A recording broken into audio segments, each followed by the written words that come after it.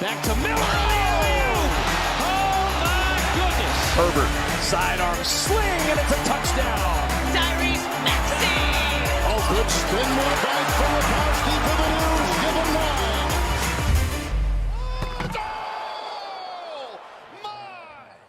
Here we go. NFL Big Five games of the week here on the Beef Up Front podcast. Your host, Ryan Coyle, joined alongside Kevin Cannon for another week in the NFL, Week 11. And I think this year, for the most part, has been a pretty boring NFL season. I don't think there's been that many games, as we've seen. I think all throughout social media, the unders have really dominated. So it hasn't really been that high scoring of games, but I thought last week was a really entertaining slate, and we had some really good, fun games that went on, and we have a lot of nice games scheduled for this coming week as well. So, as always, Kev, welcome back to the show, and how are we? Great. Yeah, definitely a lot of fun games on the slate when we were going over it before the show. Just got a little excited for this weekend. Yeah, so this week we got Bengals, Ravens, we got Steelers, Browns, we got Bucks, 49ers, Jets, Bills, and then we have, I think this has a chance to be the most watched NFL regular season game of all time. Maybe not top any of those Thanksgiving ones, but I think this is going to be right up there with the Eagles and the Chiefs. I mean, there's all this noise with the Kelsey brothers. There's now the noise that the Kelseys are going to meet the Swifts at the game. I mean, there's just going to be so much like non-football stuff going on, but then you have arguably the best two teams in the league, a Super Bowl rematch from last year, and potentially the upcoming Super Bowl for this year as well. Like, there's so many storylines around that game, and I think it's just going to be so widely consumed by arguably the most people ever for an NFL regular season game. So that's a great way to kind of end it, and that's the game that'll really kind of kick off Thanksgiving week as well, which is maybe one of the biggest weeks of the NFL calendar as well. So a lot to get into this week, and we start this week on Thursday. A lot of these primetime games have been stinkers this year, but I think this is going to be a really good one, and then as we touched on, that Monday night game is going to be a great one. But the Bengals at 5-4, coming off that pretty crazy loss to the Texans, at the Ravens, who are 7-3, 8:15 Thursday Night Football on Amazon Prime. Ravens are a 3.5-point home favorite here. Over-under sitting at 46. Kev, who gets the best in this AFC North matchup? I'm going Ravens 23, Bengals 21. So the Bengals covering the 3.5, under 46 hidden. This should be a great game and also just have huge playoff implications in the AFC. Both teams are coming off losses last week, but they probably should have or could have won those games. It's truly hard to just trust either of these teams right now. I'm going to go with the Ravens, though, mainly because of that defense. They're still a very good group back there, even though they let up 33 last week. That was partially due to a pick six from Lamar, which is part of the reason you can't trust them. Lamar sometimes just has duds of games, and then other times he looks like he's a top 3 quarterback in the league. There's the defense, though, is still top 2 in points allowed per game and yards allowed per game, which is just obviously great. The Bengals defense has also been struggling to stop big plays, though. And this week they're probably going to be without Trey Hendrickson on the defensive line, and they have some other injuries there as well. Burrow also will probably be without T. Higgins on offense as well. And coming in this game, Lamar is 7-1 in his career versus the Bengals. I think he keeps his team in the race for the number 1 seed here in the AFC. The Bengals' loss puts very serious concerns in their ability to make the playoffs this year. Yeah, I really like what you said about Lamar going out there and like laying a dud in the way he played, but he didn't play like that at the beginning of the game, and then just something completely flipped. And I mean, that's why I said in my kind of notes here, the Ravens did last week what the Ravens do, where people start to buy into them. They're looking like the best team in the NFL at one moment. They're rolling a division rival in the first half with the Browns, who are looking like a potential playoff team themselves. And then there they are at home, blowing a huge second half lead. I mean, those are just the losses that can kind of spiral this Ravens team and go from maybe being the number 1 overall seed in the AFC and having the playoffs come through Baltimore to maybe now you're fighting for a wild card spot. Who knows? I mean, with the Ravens at 7-3, Bengals at 5-4, and our next game is Browns Steelers. Both those teams at 6-3. Nothing's guaranteed in this division, and let alone this AFC playoffs. It's going to come down to the final week, as it usually does. But there's going to be a few teams, I think, with winning records at the end there that get left on the outside looking in. So I think this is a good spot for the Bengals to kind of get a bounce back here. The short week does not help T. Higgins, as you were saying, and Trey Hendrickson as well, most likely being out. But I just felt last week was a fluky loss by the Bengals. The Texans have been playing really well, but the Bengals made some nice plays at the end, had a chance to come back, and had that Tyler Boyd drop touchdown in the end zone where they most likely would have won that game if it weren't for that. I know you could say if and or but about a lot of things, but that was a play Tyler Boyd makes 9 times out of 10. I think the Bengals are still playing well. And I think this is just a game where the Ravens kind of laid that dud, like you said last week. And that's kind of the loss where might be a little bit hungover from that on a short week this week. And the Ravens are without Marlon Humphrey. I think that puts Jamar Chase in a good position to have a big game tomorrow night. So I'm going to take the Bengals actually here on the road to win this one outright, 21-17. So I'll go Bengals plus 3.5 and follow that prime time under trend and go with the under 46. All right, now we transition to Sunday. Always fun when we're able to get, the Thursday, Sunday games, and then the Monday game in as well. We have a nice balanced schedule this week. You got the 6-3 Steelers at the 6-3 Cleveland Browns. I think that's one of the surprise marks in the league this year. 1 o'clock kickoff on CBS. Browns are a 2-point favorite, over under 34.5. And recording this on Wednesday evening, was announced earlier today that Deshaun Watson will miss the rest of the season. So some quarterback changes coming there for the Browns. Do you think they're still able to get the win at home here over the Steelers? I'm going no. Steelers winning a close, low-scoring game, 17, Browns 16. Steelers covering the 2 and under 34.5. Deshaun Watson's done for the year. Probably be watching this game at home on a beanbag. It's a real shame, though, because if the Browns had just gotten consistent quarterback play at all this year, they would be a legit Super Bowl contender. I just don't see that happening now with DTR back there. Their defense is going to keep them in most games. They will definitely keep them in this game because the Steelers' offense is just not very good. But I think the Steelers win this one because they'll be able to get some turnovers. DTR played in one game this year, and he ended up completing 53% of his passes with 3 picks. The Steelers' defensive line just can be able to get after him and never make him comfortable back there. I think Kenny Pickett takes care of the ball, and he just does enough like he's been doing all year for the Steelers to win another ugly game. Yeah, with Watson done for the year, I think just big picture-wise for this Browns team, their ceiling is very limited because while he wasn't playing great to begin with, if he was ever able to reach what he once was or even just what he looked like kind of in that second half last week, that team had a shot to make some real noise because of how good that defense has played. But this is a team that has been kind of ravaged by injuries. You look at Deshaun Watson, the quarterback, Nick Chubb, Jack Conklin on the offensive line. This is a team that's really gotten bit by the injury bug hard. Now with either DTR or PJ Walker for the rest of the season, their future looks very bleak, but I think they could still sneak in the playoffs as a 9 or 10 win team. Steelers sitting at 6-3 though, they might be the worst 6-3 team ever, but just give them credit. They know how to win, and just they know that they're going to have to do it ugly. They're not going to go out there like the Eagles some games or the Lions or the Dolphins go up there and drop 35 points on a team. They know that they're going to have to win these games ugly. They've yet to score 30 points this season, but in 5 of their 6 wins, they've scored at least 20 points. So if they get over 20 points, they have enough confidence there in that defense to carry them to a win. Give them credit, though. I think that they know that they have to run the ball. They know they have to play good defense. But another team this week with a limited ceiling against playing the Browns, who are limited on offense. Now, with the quarterback change as well, you have 2 kind of teams that are picture perfect images of each other. And I think this game features arguably the 2 best defensive players in the league. So I expect TJ Watt and Myles Garrett each to make their fair share of impact, potentially cause a turnover each. But I just have a little bit more faith in Kenny Pickett at quarterback than PJ Walker or Dorian Thompson-Robinson, whoever officially gets that nod there for the Browns. So I'm going to go with the Steelers winning an ugly one as well, 17-10. So the Steelers +2 and under 34.5 hit. Third game of the week, we go to the NFC now for a non-divisional game. We have the Bucs at 4-5 at the Niners, who are 6-3. A 4-5 kickoff on Fox. Niners are 11.5 or 11-point favorites. Over under is at 41.5. I'm going Niners 27, Bucs 17. So the Bucs do cover the 11 and the over 41.5 hits. I don't have a ton on this game. I did pick the Bucs to cover because I think they could just end up sneaking in there with a backdoor cover. I don't think it's going to be a very close game. I also could just see the Niners completely blowing them out. But the Niners are back. Their defense is super good, and so is their offense. The Bucs are a one-dimensional team at this point.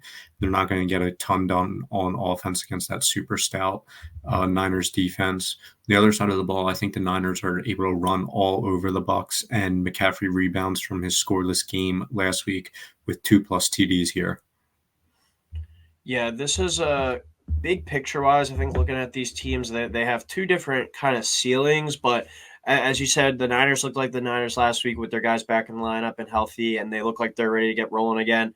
But then you look at the Seahawks, too, in the NFC West, sitting there at 6-3 with a matchup against the Rams this week, which you'd like to think the Seahawks get that done, don't lose to the Rams twice in 1 year. But both these teams have a divisional matchup looming on Thanksgiving night with 49ers Seahawks, which will most likely be at that point for first place in the NFC West. So big games, big picture wise, next week during Thanksgiving, you'd like to see both these teams kind of just make it through this week healthy, go into that matchup. But big picture wise for the Bucs, I think that they're still very alive, even with the 4-5 record in that terrible NFC South.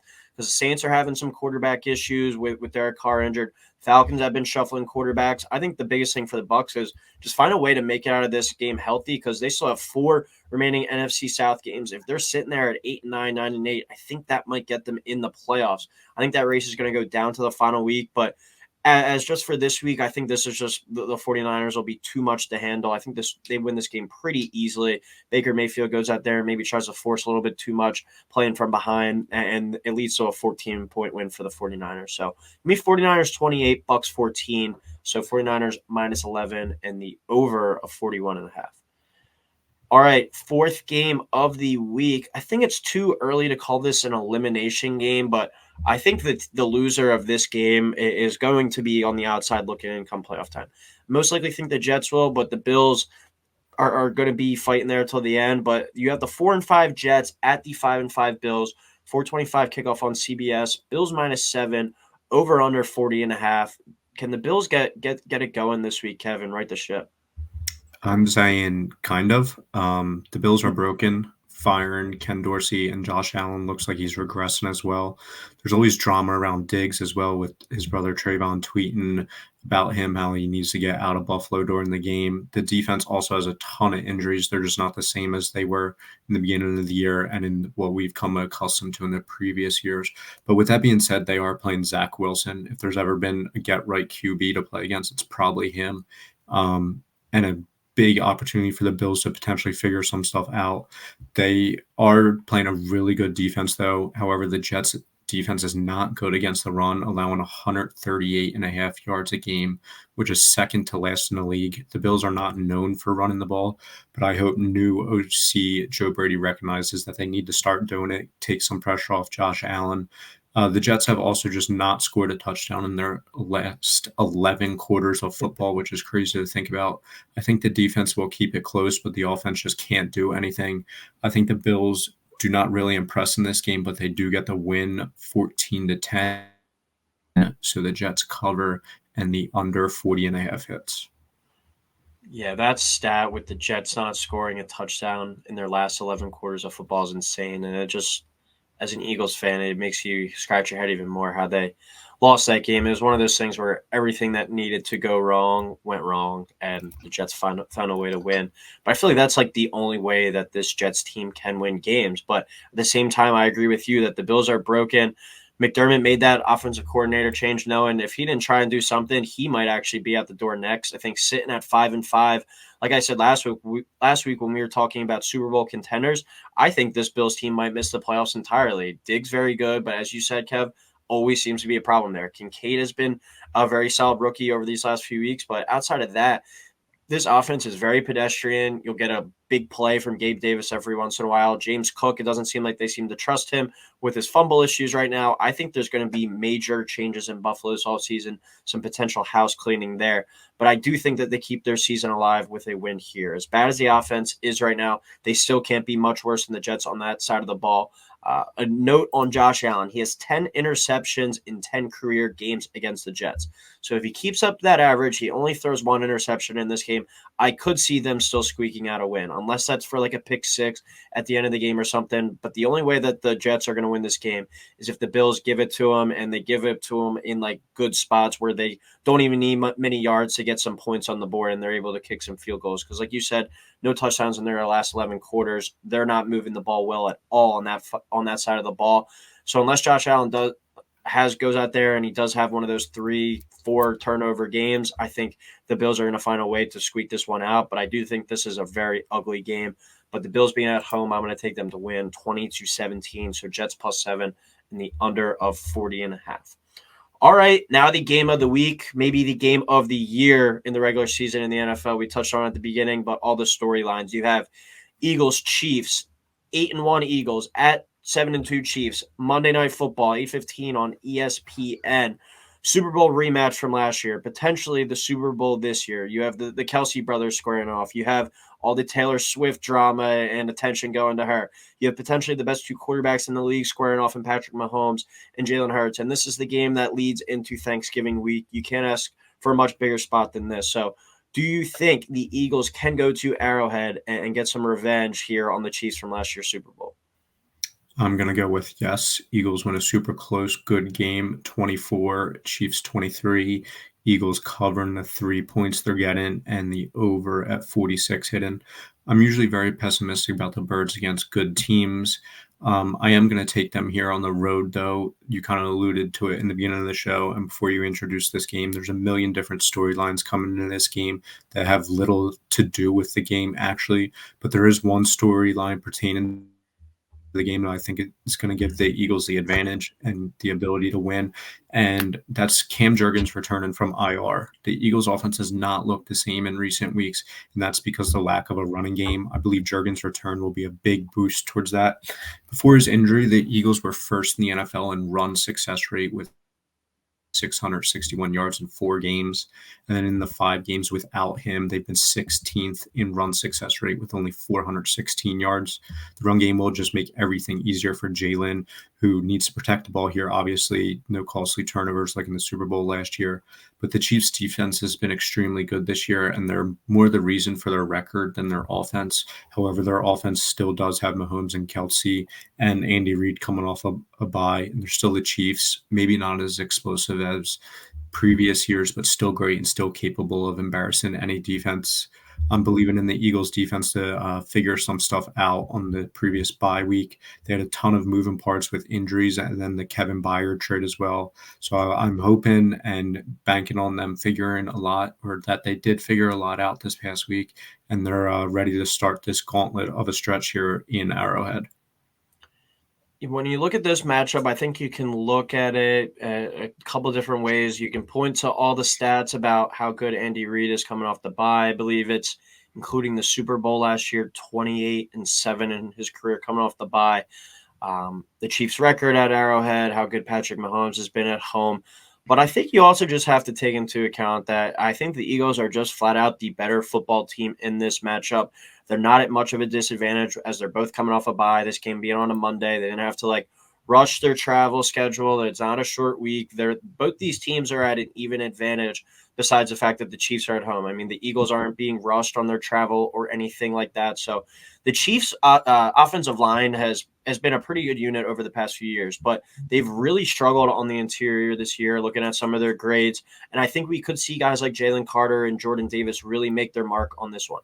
Pressure and Patrick Mahomes, especially without some of those elite pass catchers that we're used to seeing him have in the lineup, is the key to success on this one.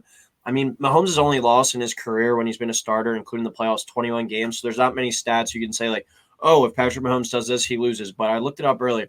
When Patrick Mahomes gets sacked 3 or more times in a game, he's 13-9. So you take that with a grain of salt because it's still above 500 in that regard.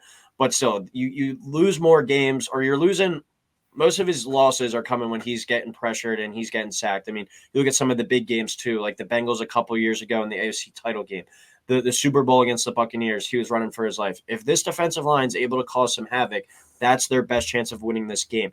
The thing that I think the Chiefs are going to look to do in this one the most, though, is exploit Kevin Byard. I think Kevin Byard has been terrible in coverage thus far. I've seen the number 31 too many times on the screen, the back of that number, chasing people down, trying to tackle him in coverage since he got traded to the Eagles. And I think that's going to be a spot where they find a way to really just get Travis Kelce the ball and let him have a night working against Byard. So if the Eagles, like you said, hopefully were able to figure out some things in coverage, hopefully he's a little bit more comfortable now. Maybe that is a scenario where the Eagles are able to kind of limit Travis Kelce, but I'm looking at Kelce to have a big game in this one. I'm expecting the Chiefs to have him all night. And I do think this is going to be more of a defensive battle, as you touched on, with the Chiefs being more of a defensive team this year. The Eagles, I think, are still an offensive squad. That pass defense has struggled a little bit, but push comes to shove, that defensive line shows up more than not at the end of the game and really good at stopping the run. So this is a game where I think if the Chiefs are going to win, Patrick Mahomes is going to have to go out there and throw for 350 to 400 yards. Travis Kelce is going to have like a touchdown or two with over 100 receiving yards. I think the Eagles are too deep and too versatile across the board for this Chiefs team to overcome in this matchup. So I'm going to take the Eagles on the road as well, plus the 3 and under 46, with the Eagles winning an outright 24-21 and potentially the Super Bowl rematch down the line, as well, as these are looking like the best two teams in the NFL yet again.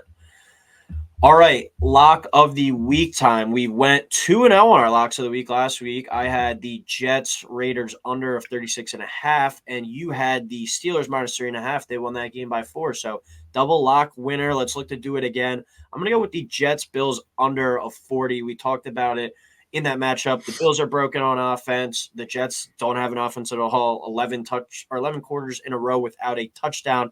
The Jets defense always gives Josh Allen fits, 10 interceptions in his career, so expect him to cough it up a few times. And we know the Jets offense isn't going to be able to really score the ball or move the ball that well either on this pretty good Bills defense. So I think this game is going to be, as we said, very low scoring. Jets Bills under 40 is my lock of the week. My lock of the week, I'm going Cowboys minus 10.5 versus the Panthers. The Cowboys have been absolutely smoking bad teams this year, and the Panthers are a very bad team. Yeah, the Cowboys love to beat up on some of these inferior opponents. I really like that play. I already have that locked in as well. And then our dog of the week, our underdog money line winner, I'm going to go with the Steelers plus 2. They're plus 105 versus the Browns, as we talked about. DTR or PJ Walker, whoever's playing quarterback, I don't trust them in this spot against a very good Steelers defense. I think they caused a few turnovers, and the Steelers find a way to win that game. Yeah, my dog of the week, obviously Eagles plus 116 money line. We talked about that already, but I'm also going to probably put some action on a super long shot Raiders money line plus 560 against the Dolphins. Not a big believer in the Dolphins at this point. Not super confident in it, but I think it's some great value and opportunity. All right, well, that will do it for NFL Big 5 games of the week. The Week 11 edition, it's hard to believe, as we say each and every week, we're already this far into the year, Thanksgiving next week, but this is where we really start to heat up. We're starting to look at seeding. We're starting to see which teams are going to make the playoffs and what teams are going to be picking at the top of the draft. So thank you, everyone, for listening. As always, please like, subscribe, and we will talk next week for Thanksgiving.